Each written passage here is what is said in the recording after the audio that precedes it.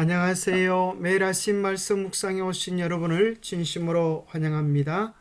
5월 9일 목요일 성리한 진리. 생각할 문제. 일곱째 나팔이 울리는 마지막 때에는 어떤 일이 일어나는가? 요한은 열린 하늘에서 무엇을 보았는가? 오늘 우리에게 주는 교훈은 무엇인가? 계시록 11장 15절에서 18절입니다. 일곱째 천사가 나팔을 불매 하늘에서 큰 음성들이 나서 이르되 세상 나라가 우리 주와 그의 그리스도의 나라가 되어 그가 세세토록 왕노릇 하리로다 하니, 하나님 앞에서 자기 보좌에 앉아있던 24 장로가 엎드려 얼굴을 땅에 대고 하나님께 경배하여 이르되 감사하옵나니 옛적에도 계셨고 지금도 계신 주 하나님 곧 전능하시니여 친히 큰 권능을 잡으시고 왕노릇 하시도다. 이방들이 분노함에 주의 진노가 내려 죽은 자를 심판하시며 종 선지자들과 성도들과 또 작은 자든지 큰 자든지 주의 이름을 경외하는 자들에게 상 주시며 또 땅을 망하게 하는 자들을 멸망시킬 때로소이다 하더라.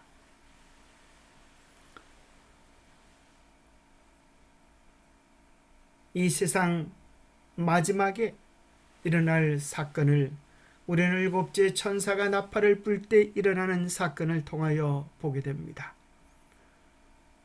세상 나라가 우리 주와 그리스도의 나라가 되어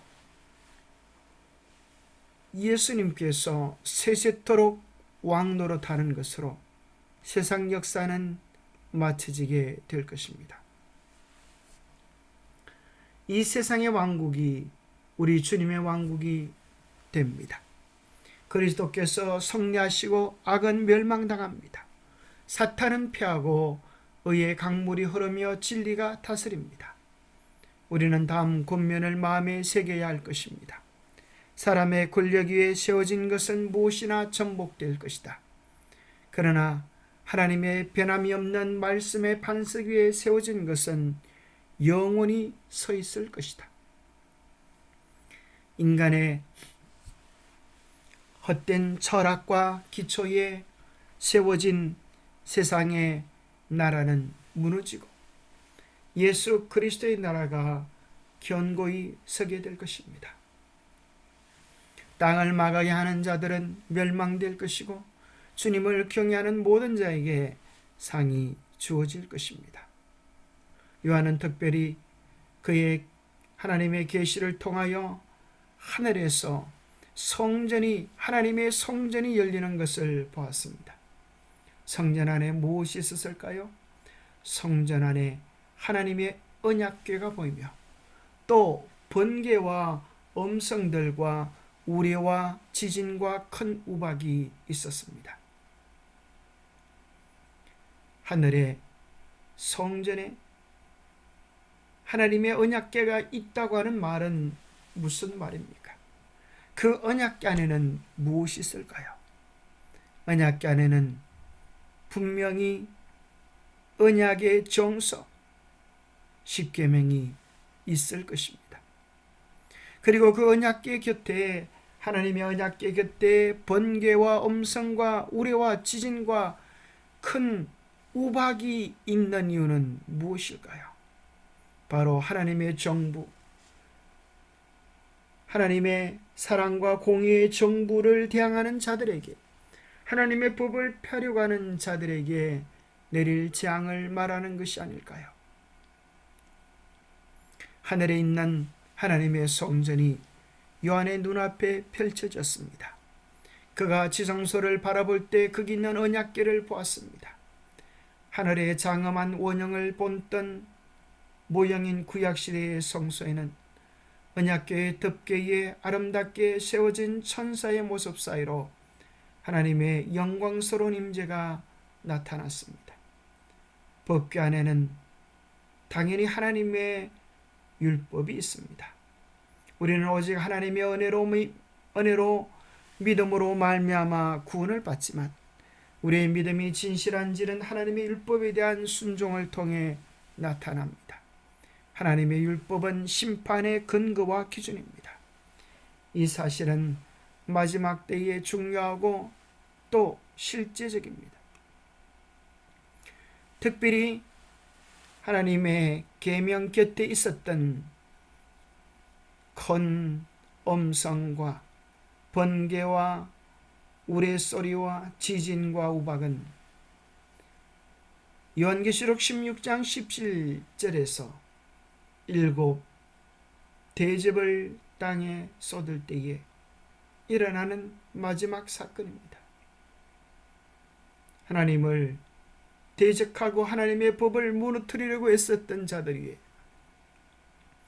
번개와 음성과 우레소리와 큰 지진과 그리고 얼마나 큰지 사람이 땅에 있어 온 이래로 이같이 큰 지진이 없었던 어마어마한 사건이 일어나고 또 무게가 한 달란트 60kg이나 되는 큰 우박이 하늘로부터 사람들에게 내리는 마지막 재앙이 일어날 것이라고 하나님의 말씀은 이야기해 주고 있는 것입니다. 우리는 뉴스들을 통하여 야구 공만한 우박 폭풍에 스페인서 40여 명이 사상되었다고 하는 그런 뉴스들을 접하게 됩니다. 야구 공만한 것이 아니라 60kg가 되는 한 달란트가 되는 우박이 내릴 때 그 우박을 맞고 살아남을 자가 과연 누가 있을까요? 하나님의 계명을 등지고 하나님의 뜻을 무시하고 설 자는 아무도 없을 것입니다. 요한계시록 22장은 결국 한 가지로 결론을 내리고 있습니다. 개정개역에는 두루마기를 빠는 자들이라고 번역된 것을 한글 킹 제임스 버전역에는 하나님의 그의 계명들을 행하는 자들은 복이 있나니 이는 그들이 생명나무에 대한 권리를 가지며 또 그 문들을 통하여 도성 안으로 들어가게 하려 함이라고 말씀하십니다. 계명을 행하는 자들이 생명나무에 대한 권리를 가집니다.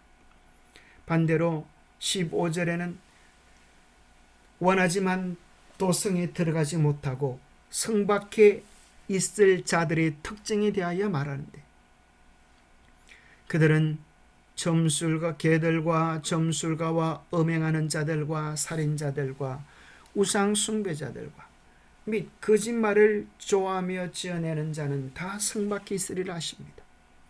그 내용들을 보면 십계명의 조항과 대치되는 내용들임을 발견합니다.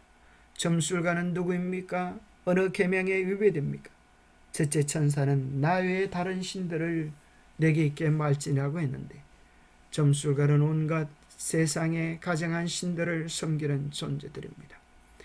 음행은 7번째 계명에, 살인하는 것은 6번째 계명에, 우상 숭배는 2번째 계명에, 거짓말을 좋아하며 지어내는 것은 9번째 계명에 위배되어지는 내용입니다.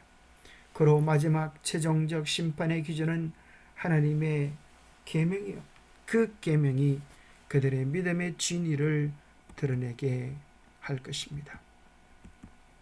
영감의 교훈에 이렇게 기록되어 있습니다. 거기서 구속받은 사람들은 그들을 십자가에 달리신 구주께로 인도한 사람들을 만난다. 그들은 연합하여 인간에게 하나님의 생명과 같이 영원한 생명을 주시기 위하여 돌아가신 분을 찬양하게 된다. 대쟁투는 끝났다.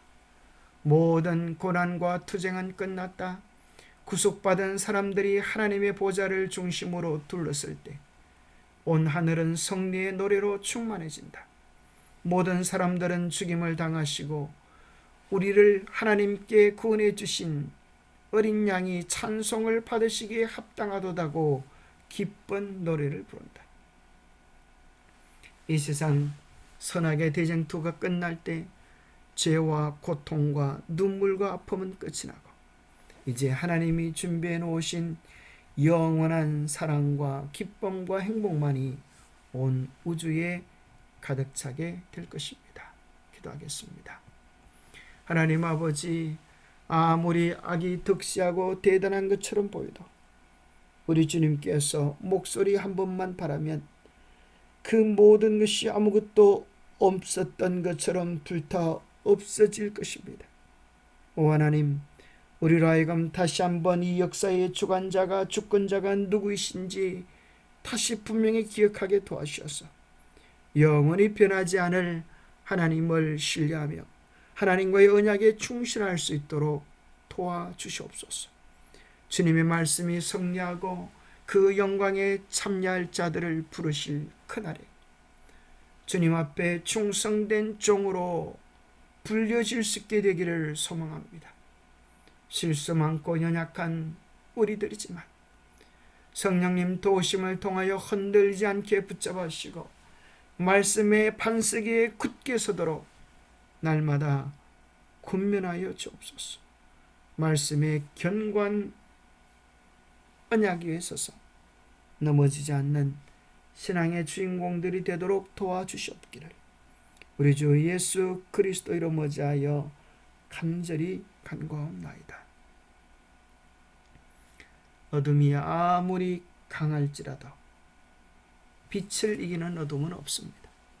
마지막에 진리는 승리하고 우리 주님은 영광을 받게 되실 것입니다. 그 기쁨의 자리에 우리 모두가 설 수 있게 되기를 축복합니다. 감사합니다.